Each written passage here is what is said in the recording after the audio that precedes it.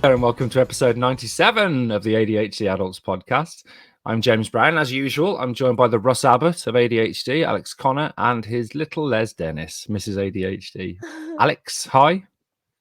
Russ Abbott. At least Les Dennis is still sort of ironically known for his impressions. I don't believe it, and so on. Oh. I know, it's terrible. It's terrible. I don't know if he wrote that one or that genuinely slipped out. Samantha, hi. Hi. Short and sweet as usual. Do you know why we started this podcast, James? And to a lesser extent, was it Team Science, Al? Yeah, it was for Team Science, but my psychologist has asked me for personal reflection, so I've translated that as bonus podcast content. We've now got time for next one because my wife thinks that me working from home means I can work and look after two small daughters during the Easter holidays, even though I do have a real job, darling. And James is busy denigrating people on the internet who think ADHD is only a good thing. Sam's here as well. Probably I haven't checked the screen yet. I'll talk about that later, obviously. Anyway, this person who puts the toilet roll on the holder so the sheets are the wrong side of the roll of a podcast is also a tragedy in three. Which way is it, Val? Which way, by the way? And Sam? Outside. It's got to face you. No, it's got to face you. Yeah. It has to face you. Yeah. Yes. Everybody agrees with that. No. Some people don't. Exactly. They're gone now. Yeah.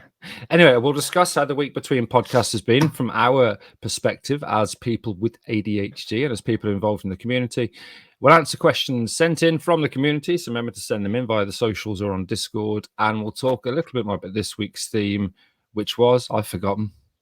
Perfectionism. Ironic again. It is. Anyway, as always, I'll ask you two how your week was. No one will ask me. Sam, we'll start with you. How was your week? Oh, bad. Yeah. It's been, up and down. You were low for a while because we tried to record a podcast and it didn't go well. And then that made me low. And then I, trigger warning klaxon, very quickly spiraled into wanting not to live anymore. And that was bad. But then the next day I was fine. And I'm so glad we don't have guns in this country because I absolutely would have ended it. Isn't it mental? And then the next day I was fine. So it's just really, really quick. I think I was just really, well, as we know from the last podcast, when I was ticking a lot, I've just been really, really, really tired. And I think it was just exhaustion. I was just completely exhausted. And also, I'm on my period as well this week, which obviously doesn't help. So I was in lots of pain as well and hormonal and stuff. It's been a mixed week. How about you, James?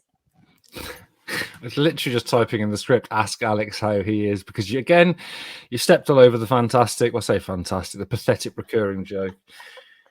Oh, thanks for asking, Sam. I'm not used to that. No. Very, very, very tired. So I don't know if I mentioned I was tired last time. We've talked about burnout before. In fact, we did an episode about it. It's the episode with the most negative comments. And you should probably do that again without me. No compromise. No compromise, Samantha. It's not no. I genuinely thought I knew what ADHD burnout was. And then this weekend, because it was a bank holiday weekend, we got up on the Saturday morning to do a podcast, and I couldn't. The sound was bad. You'll remember on Monday's episode, and but you're the tech guy, aren't you, James? Aren't you the guy that should be able to do that? Get fucked. I know, but it turns out that I knew what it was. I was trying to fix it, couldn't fix it in time. The fan on my Mac was spinning because there were too many processes running. I hadn't turned it off in a week, and because I couldn't get the sound right, I just went into a massive emotional dysregulation. Sulk, left the room, went lay on the bed because I was tired, and then fell asleep for 36 hours. And then carried on sleeping after that. So I slept for 2 days. I was clearly utterly exhausted. I'd hit a wall, which I didn't know was coming. And it often happens for me is when I actually stop and do take a rest. That's it. All of a sudden, when the adrenaline's gone, there's fucking nothing left. So it's been a long, tiring week. I've written in the script thinking a lot, but I've got no idea what I was thinking about because I've got no metacognition. Yeah. How about you, Al? Most people just say fine, guys. Don't know what you think this is. We're not most people. Why You know do what they I say take- fine anyway? They're idiots. If 'Cause- they're not fine, don't say fine. Yeah, Sorry. it's true. Carry on. I How are you? Are you fine, Al? I'm good hearing from those like meaningful stories from both of you. All I'm taking from it is that I was right about it being a sleep problem. Remember when I said it wasn't? You said it wasn't. That's literally the only thing I've heard in my head going, I'm vindicated. I should Such a also point bastard. out that I asked James in private genuinely why where his feelings of self-loathing were coming from, and it was because he feels responsible for the tech, even though we haven't got those roles and he's not. And that's the joke I chose to make. Which, if you want to know why I'm a psychopath, there it is. But he kind of is responsible for the text. We don't do anything. So he has to be. There's responsible and it being your assigned role. They're not the same thing. But it's ironic though when it comes in the week we're doing perfectionism, but because I couldn't get the sound right, I refused to use the AirPods as a suggestion because I knew the sound wouldn't be perfect. So I was like, no, fuck it, I'm not doing it. Close it down. Yeah, no, it was genuinely self-destructive. Can I talk about something positive that you have helped me with? Please do. Yesterday was my 100th day without a drink. It's amazing. Wow, well done. Thank you very much. I'm genuinely fucking stoked about it. And yeah, interesting. It's not easy though. Ooh, lordy. If I know one thing though, I'll never have another one. Simple as that. Really? Yeah. I'm proud of you, mate, because you've been in that position before where you've certainly felt you're there, but you sound much more confident. It's different. And I'll be here to pick up the pieces when you do actually drink again. Cheers. Jane, everybody. No, I don't do that. I'm sober from everything. Right. That was You a look joke. good as well, Al. I don't know what to do with that. A, I don't know if it's you, so almost certainly not. And therefore, B, I just feel like wildly uncomfortable now. Yeah, good. You look really well. What stupid thing have you been doing instead of what you were supposed to be doing? I was supposed to be drinking, for example. James? Oh God, there's a few here. So we kind of need to get a new phone. Didn't need to get a new phone. Decided to get a new phone. So impulsively bought a new phone rather than getting a new contract because I couldn't upgrade. And then, of course, new thing. Let's immediately set it up, swap everything over from my old phone, and immediately wipe my old phone, even though I don't have to send it away to be sold for ages. And now none of my banking apps work. My NHS app doesn't work. I can't get access. It's worse than the Twitter situation because now I've lost the Microsoft Authenticator account that had the Twitter Authenticator code that doesn't actually log me in. But I couldn't wait. I couldn't think, no, I'll keep the old one just in case. You never know. No, wipe it. Immediately wipe it. The impulsiveness was powerful. Lovely. Yeah. And then just before I was going to do a talk for a lovely company called DRPG about neurodiversity in the workplace, with my new phone, I thought, well, I'll pair my AirPods so I can listen to them as I walk to the station. And 25 minutes later, they still weren't pairing, but could I put them down and use different headphones that would work? No, had to keep on trying to pair them. Why aren't they pairing? Reset them, repair them, reset them, not pairing. It's not working. And then I was like, I better get the train station. And this, in terms of time blindness thing, is brilliant. I've walked to our train station probably 100 times, and it's a 25-minute walk if you're not really pushing it. And in my head, I went, yeah, it's 15 minutes to get there, isn't it? So left, thinking I would walk there in 15 minutes for the first time in my life, and obviously got there late, thinking, hang on a minute, 25 minutes. Why is it taking? And then went, oh yeah, it always takes 25 minutes. But in my head, 15 minutes. So time blindness, impulsivity. It's all in there. It's all in there. Alex, what about you? I'm writing a coaching course at the moment on ADHD coaching and this and that. And I spent 4 hours learning how to, when you got a black and white picture, but one bit's in colour. Oh God, I saw that. It was really bad as well. I know. Yeah, I spent ages trying to figure out what I've done that before, though. Absolutely no idea why. Like none. And then at the end, I'm like, I don't know. I don't know what that was. And now I owe somebody a slide deck for what I said I'd deliver. And that's you. And then your Sunday's buggered, isn't it? Brilliant. Yeah. Real pain in the arse, that. Sam, stupid list of things, or answer a different question either way. I don't. Oh, do you know? I don't know what I've done this week. Hang on. I keep forgetting to brush my teeth at the minute, which is annoying. I keep doing things in the wrong order, and if I don't do them in the right order, then I forget loads of things. No, even though I've got an actual list.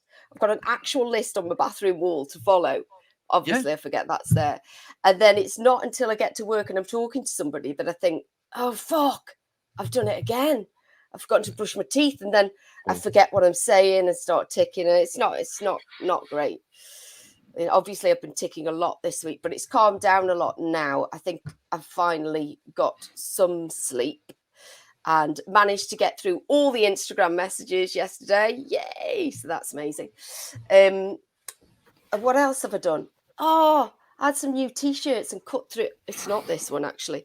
But you know when you have to cut the tags off, but you do it really shoddily and just cut a hole in the brand new T-shirt that you've got. Anyway, I did that. I would never do that. Really? Yeah. How do you remove your tags? It's a sensory thing, Al. Oh, is it? No, I would like pull the plastic with my fingers till it actually hurts, and then because the scissors are probably 3 feet away from my hand. Yeah, well, I tried that and that didn't work, but I've always got scissors here for exactly that, you know, because you never know when your clothes are going to ignore you. I hate it when my clothes ignore me. Oh, ignore me clothes. This is the podcast gold that so many people tune in for. I wanted to cut. I had to cut the lawn, and I really wanted to cut it with scissors because I just thought it'd be really satisfying, like when like I in a cut cartoon. James's hair. But as it was with a lawnmower, it took me 2 days, so I couldn't have done that. Did you know that it is impossible to dislocate a badger's jaw? Fact. Yeah. Maybe I should do a big fact hunt like I used to do at work. Haven't we? James, what do we do when Sam has to say that's the end of this episode, but she won't read the script and therefore won't say it? Yeah, I'm so sorry. Thank you for that, both. We're taking a break, and in part 2, we'll be back with questions and thoughts from the ADHD adult community. Flawless. Amazing. Alex, hi. Aight. What's up? Hello, Governor. Welcome back to episode 97 of the ADHD Adults podcast, where we're talking about, well, we were on Monday, perfectionism and ADHD. However, it's Thursday, so this is part 2, questions from the community. If you want to ask us questions, you can go to Twitter's, MySpace, Facebook, YouTube, MSN Messenger, or where most people do use Discord. We're the ADHD Adults, at the ADHD Adults. We've got some questions here. Sam. You put these in. Have you done this? I didn't actually. James did. Really? That's good. Yeah. So question 1 is 4 very short questions. I like them all. I'll read them all out. We can answer them in order. It's from Nettie. Thank you, Nettie. Question 1. Why is Mrs. ADHD so lush? Question 2. Was ist der Sinn des Lebens? Question 3. But how old in vampires is James Brown? And question D. What percentage of people have stopped reading this? That's really good. Why is Mrs. ADHD so lush? I mean, James, a hospital pass for you for sure. Oh, you fucking Hang on, bastard! what was hospital pass again? It's a bad thing. It's a bad question. Hobbling them. Yes, it's hobbling me. Oh, personality. Her hair. Can we move on? Yeah, we can. Question 2. Was ist der Sinn des Lebens? 42 natürlich. Have a guess. What is the... Leben is life, and des is a genitive What grammatic. is the secret of life? What is the sense, the meaning of life? Meaning of life? Jesus, there is none. It's absolutely pointless. We just do the same chores every day until we die. Yeah, I'm not sure I'd open with it. My little in-joke there was to try and 40 exam, which she's 42. It's a Douglas Adams reference, which I think is a good one. How old in Vampires is James Brown? James Brown is 47 currently. James? In Vampire, well, I was sired in 1753. So if you work the maths out, that's a lot. You're I don't know. Vampire bottom, weren't you? It was a vampire bottom, yes, Alex. What percentage of people have stopped listening to this? Pretty much everybody. I think we were on 2 times speed for the entirety of that question. But thank you for it, Nettie. That was lovely. Yeah, Question cheers. 2. Weird. Question 2 is from our own lovely Murphy. I was at a course and I'm looking for perhaps a bit more info. Exogenous and endogenous. The example given was an ADHD child may be hungry, so go and find a snack. So there's an internal distraction there and then the impulsive reaction. However, if, for instance, someone is using strawberry soap and that has an external distraction by the smell that they then might impulsively go over to investigate, I find this idea fascinating. Do we, as ADHDers, have the capacity to stop and rationalize this ourselves to help with our accountability? Or do we need an external person to help tell us so we can then make a choice? Does every ADHDer suffer from both internal and external stimuli the same way, or is this all mince? I can take that out if you want. It's a really good question. Really good.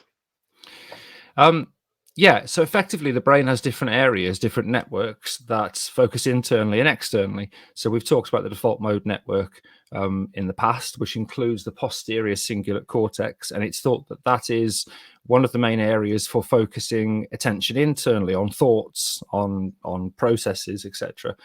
And just the other side, towards the front of the brain, is the anterior cingulate cortex. And that is in charge, or in concert with the prefrontal cortex, in regulating external stimuli. So we pay attention on external things. You've got 2 different parts of the brain, which as part of networks help us filter out, because there is so much information coming into the brain from inside the body and from outside. It hasn't got the bandwidth to handle it all.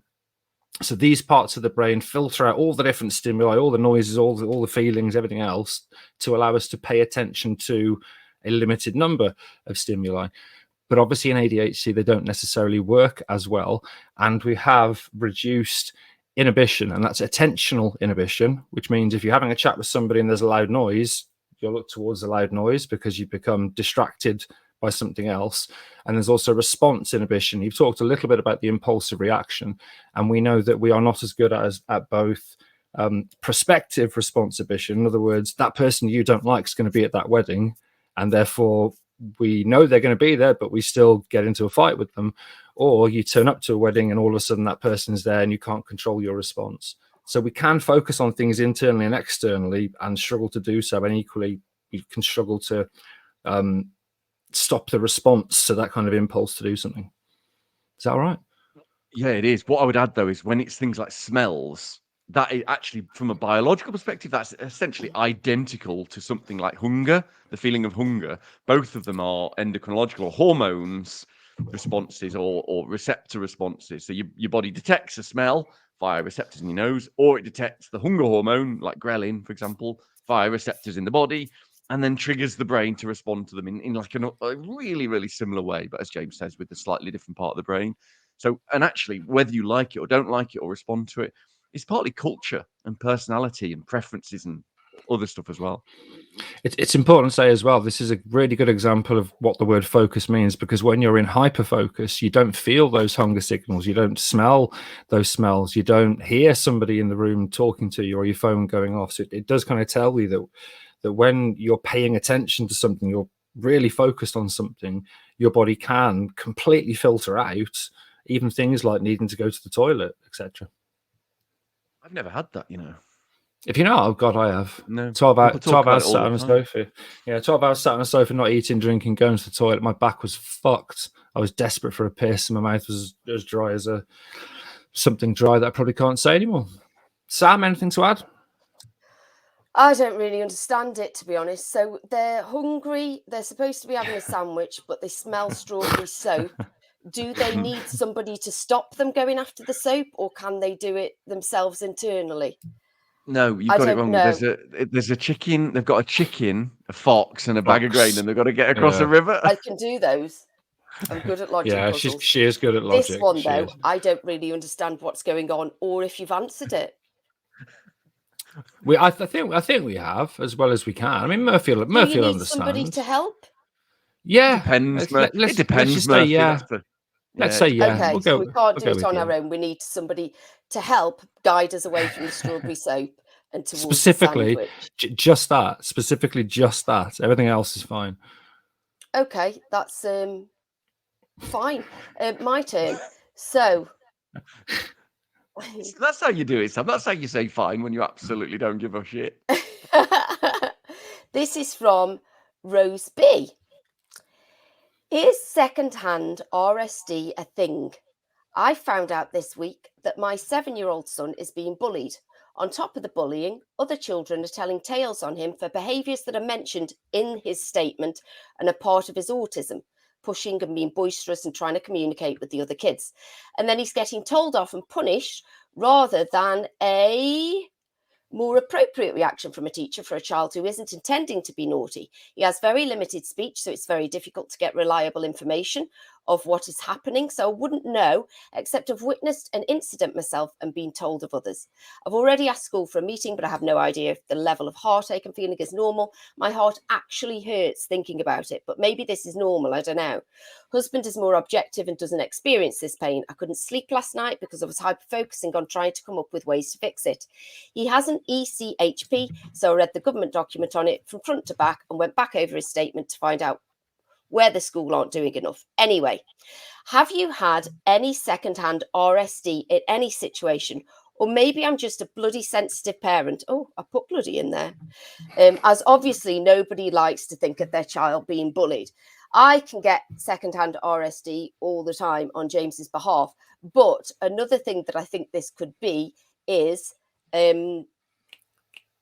Justice sensitivity. Yeah, definitely. If you think that something's unjust, it fucking enrages me and I can't stop thinking about it. So it's probably a mixture of the both of those, but I'd say it's more justice sensitivity. What do you think? I think it's parenting in general. This, really, you are only as happy as your least happy child. That's the famous phrase. And is that famous? Yeah, and it's a true, real truism. If you've got any one ill, or any child that's unhappy, we've all, as parents, we've all been through that. You cannot be happy. You just cannot. It's horrible. Another phrase I think about all the time is you stop being the picture and you start being the frame, and therefore your only job is to amplify their lives, their needs a bit, and that's really hard to deal with. It's really destabilizing, especially if you're a fucking show off like I am. It's not about me anymore, and it's horrible. And so when something's going on with them, they're being bullied, and they always bloody are by someone, aren't they? You just want to get in there and smash everything, but you can't. It's not your job. And so, yeah, I'd be more worried about pay somebody to beat my bullies up. I don't think you can do that anymore, but 10 or 15p should pay him. It's genius. Yeah. Getting back to the question. Yes. Yeah. Do you not think everybody feels this, whether they're ADHD or not? No. But if you look at the question, husband is more objective and doesn't experience this pain. So I think what Rose B is saying is that she obviously feels this intense pain because she can see this injustice against her son. She knows that her son's got this education and health plan in place, and she's looking obviously to see what they aren't doing because it sounds like they're not doing enough. And I think a lot of that is a mixture of obviously being a parent, of emotional regulation, of justice sensitivity, kind of combining into a maelstrom of distress. My immediate reaction, James, was no, that's crazy. The husband must be like hiding it or something, but maybe it isn't. Maybe it is. Some people can just go, let's look at it objectively. That'd be amazing. We just need to bottle that. Yeah. Do we? Yeah, probably. Also, I have to say, James, well done for choosing those questions, which are ages old, but you put one from Rose in there, and it's probably about time she had one answered herself as she collates all the messages for us. Yeah, so, well done. I mean, it's a complicit though, isn't it, Sam? Because you slipped in the "they're from ages ago" as you were No, complimenting but that's a me. good thing. Wicked Oh, is burn. it? Yeah, no, Yeah. that's a good thing because Okay. I don't tend to go through them, but so those wouldn't have been read out if it wasn't for you. That's good. I did good Everything then. about that is good. Okay, good. Good. Well delivered. Well Anyway, done. on that note of positivity, rare for this podcast, we'll Pretty take a rare. break and we'll come back in part 3 for our thoughts on this week's theme. Getting higher, not sure.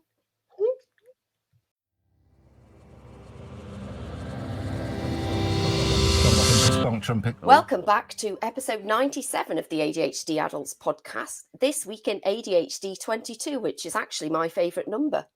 We are back to talk about our personal reflections on the theme, which this week is perfectionism. Amazing. Alex, what made you choose this last idea for a theme? Do you not read do you see how you specifically asked James because it's like a joke? It doesn't matter. Yeah. James is the one in red. I did a video Oh on God, it's because it's dead Alex. Right. It says Right, James oh, I before. see, Yeah. Sorry. Gotcha. So I did a video on perfectionism for an organization and ADHD. And there's a lot of people that think that it's a positive thing, and it actually usually isn't. About 80% of the time, perfectionism leads to procrastination, not starting and not finishing things. Or people don't realize that when perfection is used to finish something to succeed, that success is often at pretty high physical and emotional cost. And in ADHD, there is more tendency to perfectionism, as there are with most psychiatric disorders. Perfectionism can be even more crippling or more prevalent than in the average everyday or in ordinary boring population. So I thought it was a moot time. James, why did you? What about you? Yeah, you decided on it. I did. Yeah. Sam, what made you This is choose? boring for everybody now, isn't it? Yeah. I have But I no like it. editorial rights in this podcast. I did not choose the theme or even know what it was until I turned up to do the podcast last week or whenever it was that we recorded it. The 3 times we've had to turn up to try it because tech guy's Yeah. lost his mind. Yeah. Oh, Alex, was there trolling. any tip or thought from the theme that you forgot to say? Yeah, I would say that it's okay to use perfectionism sometimes for success, if that works for you, if you're one of them rare people.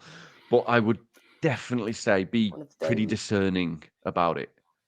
A sort of blunderbuss approach to kind of kicking everything perfect into touch, that's going to lead to burnout. So if there's something you absolutely have to do and you need to use what is effectively, I think, a negative driver of success to get it done, be blooming careful with those. It comes back to that thing of checking if your thoughts are true. Oh God, if this it's similar to anxiety. Where does the perfectionist thought come from? Does this have to be perfect, or is good enough? What are the consequences of this if it isn't perfect, if it's just good enough? Could I change the word perfect to something else? So it isn't an objective, is it perfect? Like tidy again. What can I change the word perfect to? So sent, can I change it to 300 words I have to send with no spelling mistakes, for example? Something like that, because perfect is very unhelpful, especially for ADHD. You're going to fail. Sam, anything else on perfectionism? Yeah, that's something that I try to do, actually, not altogether successfully. But I simultaneously think that I'm really shit and that everything should be done in my way, which is often laborious and really long and not at all effective, but it kind of has to be done in my way. And I think one thing that I forgot to say before is it doesn't just affect you, it affects other people. So I have to have things done a certain weird way. And if James tries to help with something, I get annoyed if it's not done in this very specific way, which is unfair to him, and it causes the both of us stress. So I have to kind of either let things go or just do everything myself, which is what I kind of try to do. And in my family, my dad and my brother, literally anything that you're doing, they're both standing over you going, why are you doing it like that? You need to do it like this. Why? And they're so stressed out, and then they're both disagreeing with each other and shouting over each other, and you're just trying to do the thing, and you're like, I don't know, I'm just doing what I thought I should do. And they're both giving you different advice, and you can't kind of make anybody happy. So I think it's even worse when it kind of affects other people, because you're pushing it on to other people and saying, this is the way it must be done, and this is the way you must do it as well. So I think, like you said, you need to kind of step back and think, how can we work through this so that it's not done that way? Or that what Raka does is leaves the room. God, I'm bringing all my family into it. I shouldn't. I mean, not by name, definitely not. I know she hasn't got ADHD, but Again, that's medical information, as far as we know. And that's not even a name. Can I ask you a question, Sam? I don't want to stray into coaching because it's boring for everyone. But when you say you should let things go and then you reflect that, this might be complete bollocks, but sometimes people think let things go means not feel the thing, when in fact it means the opposite. So going through that emotional pain of feeling those things, the only way to let something go is to feel it and allow those feelings to happen. no thanks. I'd rather just pretend it's not happening. Incredible. Welcome to Coaching the Uncoachable with Alex Connor and Samantha Brown. Oh, the Uncoachables. That is a podcast and a half. No, thank you. Feeling things, no thanks. What about you, James? It's nice to be asked, I'll be honest. Not I suppose interested. For me, and I suppose I alluded to this, accept that nothing is perfect. There is no such thing as perfection. And apart from the sphericity of Alex's head, which obviously has an infinite number of points on it, there is nothing that's perfect. And therefore, again, think about work that your colleagues send to you, things that you look at. It's never perfect. It can be very good, but it was done, and it was done on time. And just to repeat again, that perfection is the enemy of progress. You don't have to pour over something. It wasn't yours, Alex. You don't have to pour over something 50 times when, writing it, stepping back, checking it again, sending it is often good enough. I think things can be perfect. Tell me something. What one thing that's been perfect that you've ever done? Oh no, not that I've done. Don't be ridiculous. But I see things other people have done and think, oh my God, that was perfect. If you look at it from another person's perspective, somebody that's an expert, real expert in that field, even a piece of art, even art isn't perfect. There will be flaws in there. Everything is flawed in some way. Oh, Jesus Christ, this is the most boring episode we've done. It's like it's three people talking about boring stuff. So sorry about that, but I don't know if I agree with it. Shall I do my big fact hunt? But not now. I mean, we can have a big fact hunt, obviously, but I really like that. Is it badger related exclusively, or have you got other? Yes. Mostly badgers.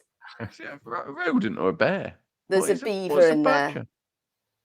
It's not a rodent. No, can't. No, it's not. Is it? What is it? No, it's a mammal. I mean, it is. It is a mammal. Thank you. Thank you. Yeah. That. What kind of mammal, though? It's a. Oh, do you know? I get confused by this. I don't understand the difference between. It's a weasel. It's a kind of ferrety weasel thing. James has to work with me on this all the time because I don't understand what a bird is. No such thing as a fish either, Sam. What? I know. Absolutely mad, isn't it? Well, what is it then? Because I've only just got my head around fish, birds, and insects. because there are so many different types of fish, they're wildly different. That was episode 97 of the ADHD Adults podcast. It was the very first Thursday extra edition of the ADHD Adults, specifically on perfectionism, 21st or something, God knows. If you like ADHD nonsense and want to get involved, contact us on the socials at the ADHD Adults Discord, Twitter's, Instagrams, and the others. Have a lovely rest of your week. Bye. Bye. See you later. What did you say in the middle of that, Sam? 22. Trigger warning, klaxon, klaxon, klaxon, klaxon, klaxon, big klaxon. Trigger warning, klaxon, klaxon, klaxon, klaxon, klaxon.